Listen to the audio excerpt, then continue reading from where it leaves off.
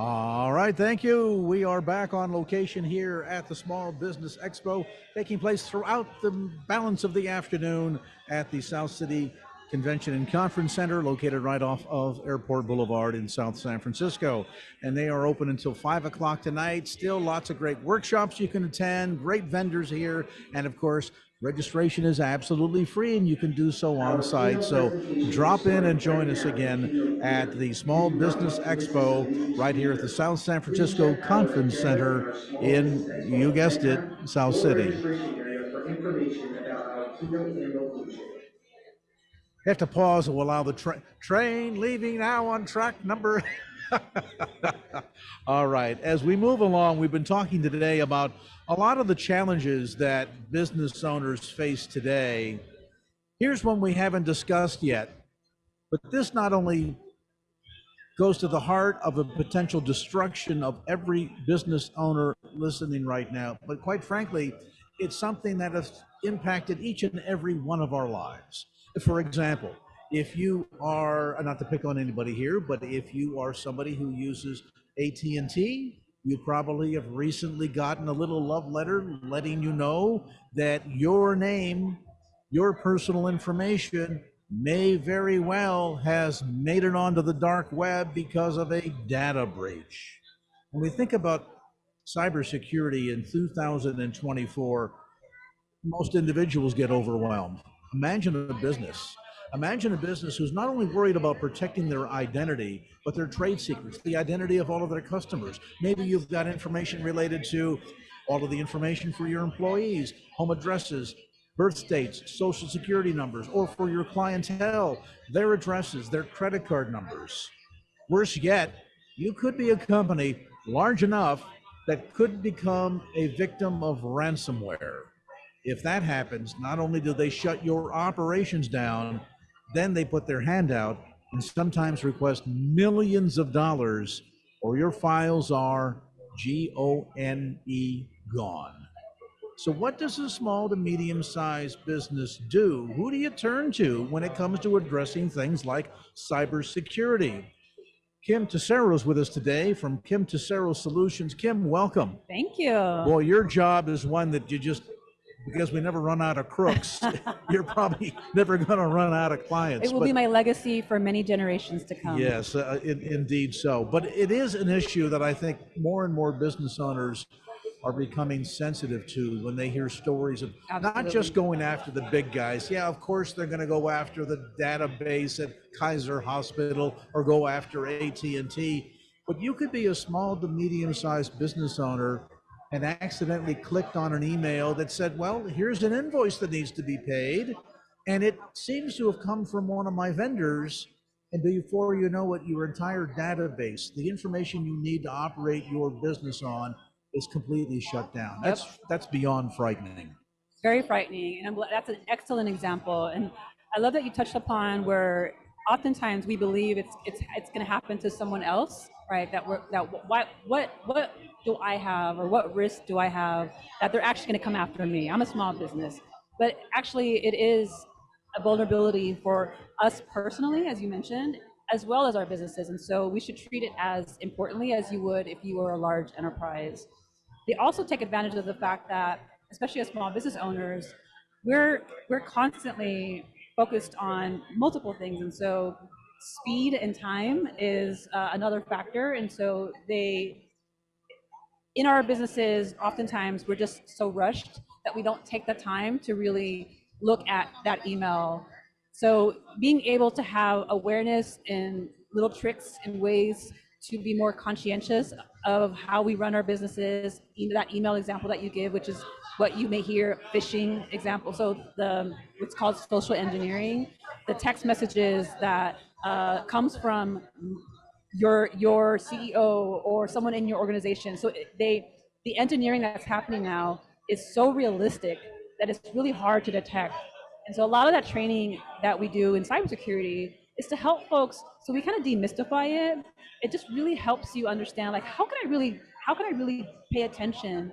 One, slow down. So again, earlier, just saying speed, being able to slow down and pay attention before you click on something, as that example that you gave, or being able to learn a little bit more about what's happening in the space so that folks don't be overwhelmed or get shocked by an unexpected occurrence. And while it might seem on the surface to be overwhelming, it is in another sense pretty basic. For example, at the end of your business day, you lock down the cash register, put the money in the safe, close all the lights, make sure if you run a restaurant, all the burners are turned off, and you make sure the back door is locked. Right. You would never think of, well, I would never forget to lock the back door. And yet, there are thousands of businesses, there may be many of those business owners listening right now, Oh, absolutely. who literally leave the back door open every single night. In fact, it's open 24 hours a day, and they don't realize it.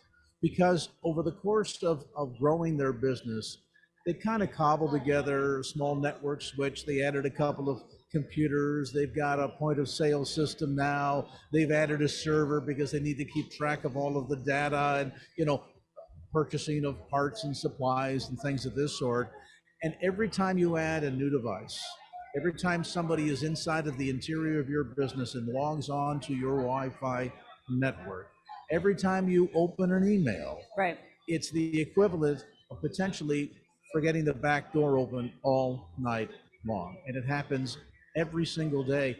And I'm glad you mentioned this. Some people think, well, that only happens to the big guys. Right. We know about the concerns that we have to watch and protect our own identity. And don't print your social security number in your checks. If people use checks anymore, I'm probably dating myself. But to be careful to guard your information. Don't throw bills away in the trash can that may have personal identifying information on it. Destroy them. Buy yourself a paper shredder.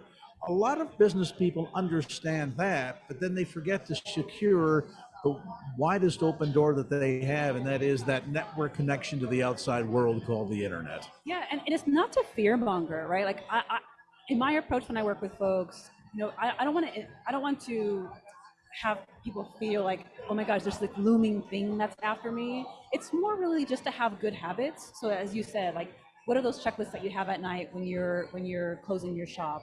So you may have some physical security, depending if you're a brick and mortar, that you want to secure. But then, as you noted, we may not have paper checks, but we do have a lot of digital assets, digital checks that we may do online. And so there are mechanisms that you can have to protect that as well. So when you come in and meet with a small business owner, is it first the chance to sort of analyze where they're at, what their protocols are, probably to discover there are no protocols? It's kind You're of going to be hit and miss. amazed at how these companies, why the AT&Ts of the world have these breaches, because we think they have these teams and all these resources, and oftentimes what we call like their security hygiene or their security posture is actually not that great. And the other thing too, and again, this is not to do fear mongering, but people need to know what the realities of the threat are. You may think, well, all of the important stuff, we have it on a separate server. Our employees can't get in because all of that documentation of our client lists, billing, credit card numbers is secured by a password, things of this sort. Right. But it could come through the most innocent door. A receptionist receives an invoice. She doesn't know what to do with it, so she passes it along to somebody back in the accounting department. The accounting person is receiving this as an internal email. Yep. And it says, here's a bill that's unpaid. You're the accountant. You don't want to get in trouble, so let me open it up and see who it's from. Oh, it's a bunch of gibberish, or it's a company I don't recognize. And so you click on it, you recognize not us.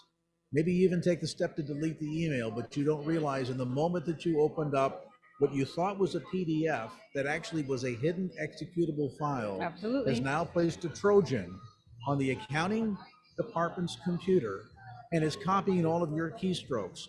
I don't care if your password is Rumpelstiltskin and then the formula for pi times 500. Right. If they're copying your keystrokes, they get access to all that information, and before you know it, the place that you thought would never be a vulnerability, the front receptionist receiving public-facing email to maybe an email address you've got on your website, all of a sudden now is essentially giving somebody not only the key to your front door and the code to your alarm system, but the passcode to your safe. And ways to prevent that would be to use like a password manager, for instance, right? Which is not a high cost to a small business. There are plenty of platforms that are very affordable that you can implement that makes it super easy. You don't have to remember yourself. It automatically populates your password. It creates secure passwords for you that are unique to each platform, so that that passcode or that alarm code that you have can't be used somewhere else. So it's almost, so that analogy of having that secure, well, they may have entered the lobby, but they can't enter Can't get beyond other that. areas, Yeah. right? And so it's similar in that way. And so there's a lot of really straightforward tools so that folks don't have to understand the lingo or have to worry about the different nuances of it.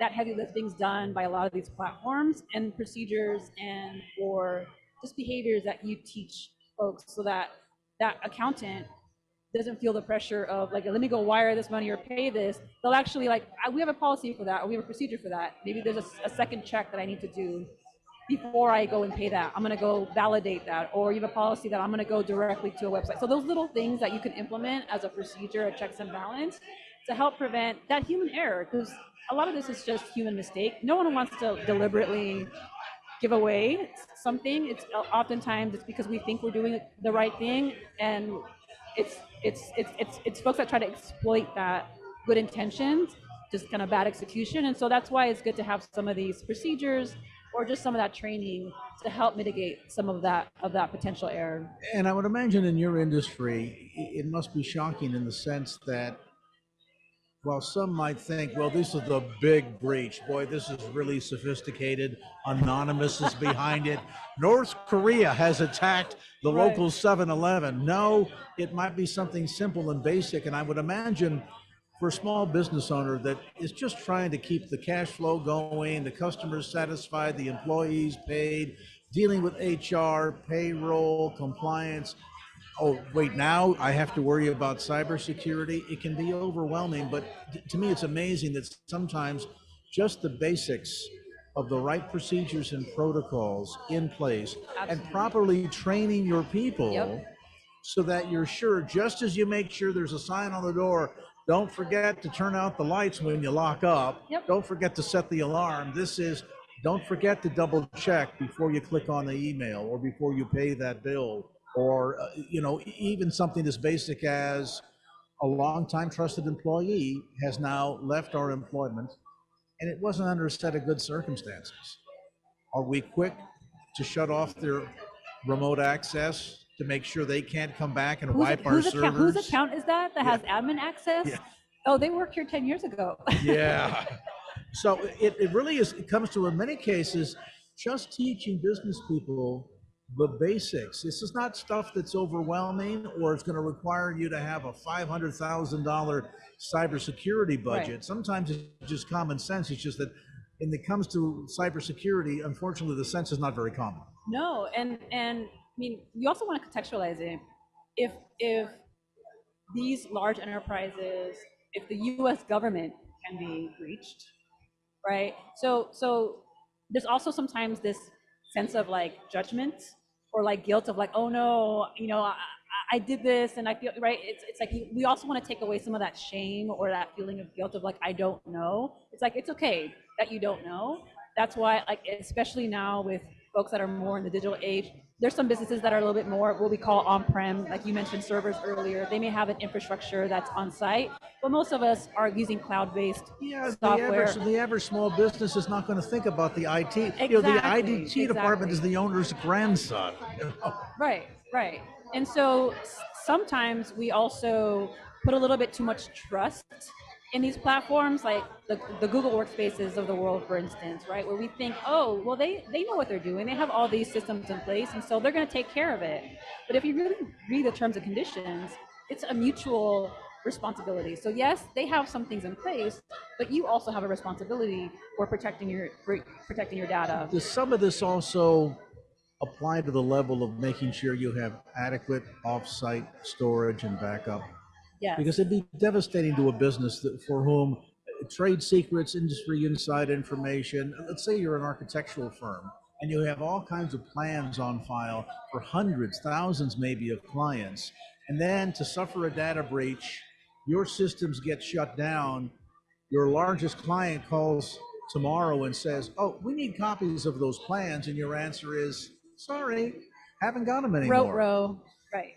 And another great, really easy tool to implement is your data backups, making sure that you can access them, that you have them off site. And so there's so many cloud-based tools that are cost effective, different ranges, and it's all about like your risk. We know one of our biggest assets is our customers, and so we want to make sure we protect that along with our internal business. But we want to make sure that we do right by our customer.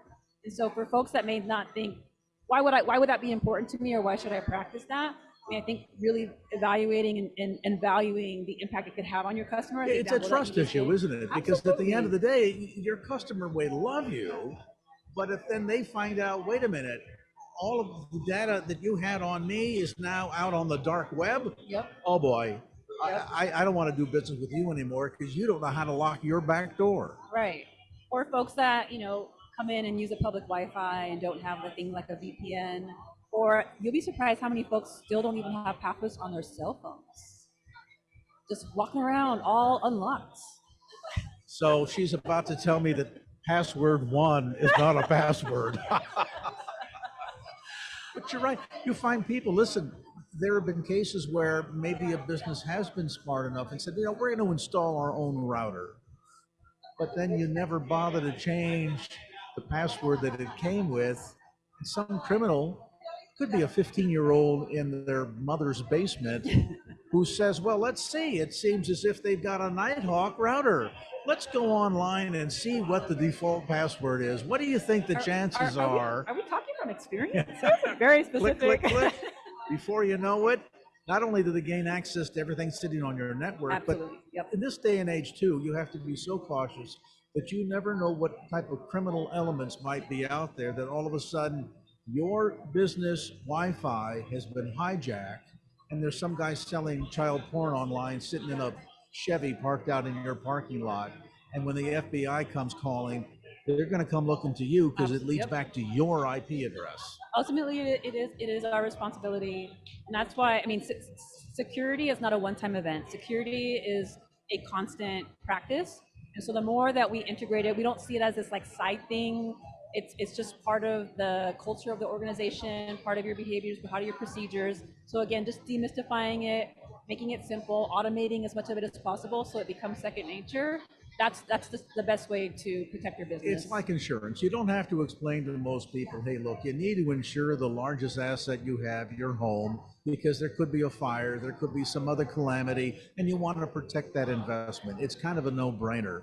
Likewise, cybersecurity in 2024 just really ought to be a no-brainer. You do it because you need to do it. You do it because, like your house insurance, you're not anticipating it to catch on fire tomorrow. But if it does, if that email comes through with the ransomware attached, or somebody breaches your data system and wipes your entire database out, you've taken the steps in advance to be prepared, and to be prepared is really the key here. We want company to say, I got this. You bet. I got this. Now, if you say, I don't got this, I know you guys are talking about important stuff, but my eyes glazed over. Contact Kim Tercero at Kim Tercero Solutions. It's easy on the web at kimtercerosolutions.com. That's kimtercerosolutions.com. Without the Kim. My website is Tercero Solutions without the Kim. Got it. Tercerosolutions.com, even easier. That's tercerosolutions.com. Thank you.